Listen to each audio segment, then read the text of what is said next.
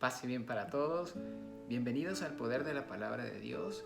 Quien les habla, su servidor, Fray Milton de Jesús, franciscano menor conventual. Y hoy es jueves 16 de abril de la primera semana de Pascua. Hoy la iglesia nos propone el evangelista San Lucas en el capítulo 24 de los versículos 35 al 48. Entonces, les repito, evangelista San Lucas, capítulo 24, de los versículos 35 al 48. Y fíjense algo, mis hermanos. El episodio anterior, el día de ayer, yo les explicaba de que iban dos discípulos camino a Emaús. Y allí sucede una conversación entre un tercero, quien aparece y es el mismo Jesús, posterior a la resurrección. Ellos no lo reconocieron hasta que Jesús parte el pan y reconocen que es el Señor. Esta vez, en este capítulo, continúa la historia. Una vez que ellos van a los discípulos y le están contando el suceso que les pasó camino hacia Emaús, se les aparece el Señor en medio de ellos. Sin embargo, un detalle muy importante es que los discípulos tenían una actitud muy parecida a la nuestra, que los discípulos estaban llenos de temor, tenían dudas, pensaban que Jesús era un fantasma y estaban llenos de inseguridades. Jesús se les aparece a ellos y les da la paz a todos. Sin embargo, Jesús les muestra sus heridas, las heridas del costado, de las manos, de los pies. Cualquiera puede preguntar por qué Jesús, si resucita, se deja esas heridas. Pues esa va a ser su cédula de identidad. Las heridas de manos, pies y costados va a ser la cédula de identidad de Jesús posterior a la resurrección. ¿Por qué? Pues simplemente no creían que Jesús resucitara una vez que lo vieron tan desfigurado y tan maltratado en la cruz. Esta vez los discípulos, llenos de miedo, ven sus heridas. Jesús, sin embargo, coloca otro detalle y lo coloca el evangelista, de que les pide de comer y ellos le dan un trozo de pescado. Se pueden preguntar por qué les pide de comer.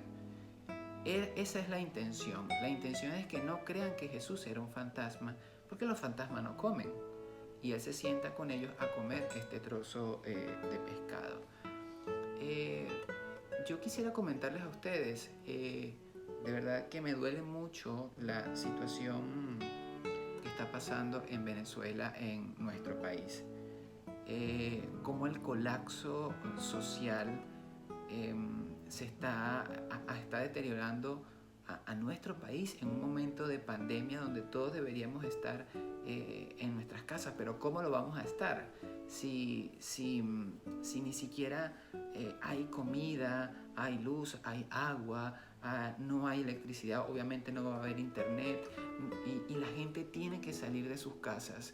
Y yo pensaba, ¿cómo es posible que ante una situación tan difícil que está viviendo el mundo, por culpa de la mala administración, porque esto es culpa de una mala administración, la gente de Venezuela tenga que salir en medio de una pandemia a sobrevivir por esta situación?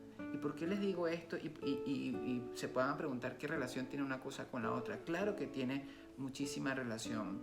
Jesús viene a darnos la paz. Él lo dice acá en el capítulo. Él viene a darnos la paz.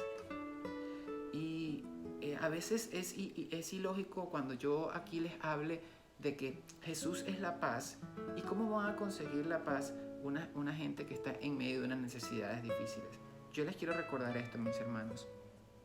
Jesús vive con ustedes estos padecimientos. Él no es el artífice de esta situación. Él no es el artífice de lo que está pasando en Venezuela e incluso alrededor de otros países con el retorno de venezolanos otra vez hacia Venezuela. Jesús no es el artífice de esto. Jesús camina con ustedes y Jesús sufre con ustedes.